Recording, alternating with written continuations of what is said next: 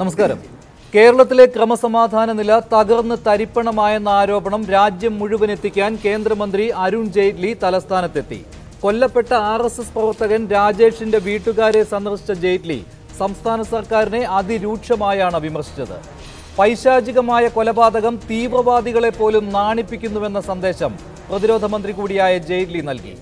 നാഗ്പൂരിലെ RSS കേന്ദ്രത്തിൽ നിന്നുള്ള സന്ദേശം കിട്ടി ഞൊടിയിടയിൽ കേന്ദ്രമന്ത്രി തലസ്ഥാനത്ത് കുതിച്ചെത്തുകയായിരുന്നു. ജെയ്റ്റ്ലിയുടെ വരവിന്റെ വ്യക്തമായ രാഷ്ട്രീയം CPM-ന് മാത്രമല്ല കേരളത്തിന് മുഴുവൻ അറിയാം. കേരളത്തിൽ ജീവിക്കാൻ അനുവദിക്കുന്നില്ലെന്ന BJP RSS ആരോപണത്തിന് ബലം നൽകി ജെയ്റ്റ്ലി മടങ്ങുമ്പോൾ പ്രതിരോധിക്കേണ്ടതുണ്ട് CPM-ന്. അത് സ്വന്തം അണികളെ നിയന്ത്രിച്ചുകൊണ്ടാണെങ്കിൽ നല്ലത്.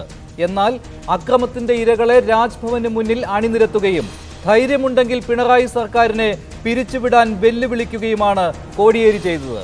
കേരളത്തിൽ പരക്കെ സംഘർഷമെന്ന കുപ്രചാരണം നടക്കുന്നുവെന്ന് സർവകക്ഷി യോഗത്തിന് ശേഷം പറഞ്ഞ മുഖ്യമന്ത്രിക്ക് അതേ സംഘർഷത്തിന്റെ ഒരു വശത്ത് സ്വന്തം പാർട്ടിക്കാരാണല്ലോ എന്ന ചോദ്യത്തിനും മറുപടി പറയേണ്ടി വരും.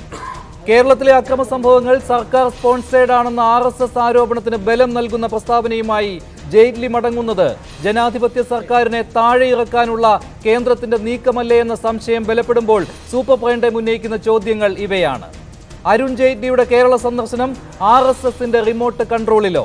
തീവ്രവാദികളെ പോലും നാണിപ്പിക്കുന്ന കൊലയെന്ന ജെയ്റ്റ്ലിയുടെ പ്രസ്താവന സർക്കാരിനുള്ള മുന്നറിയിപ്പോ?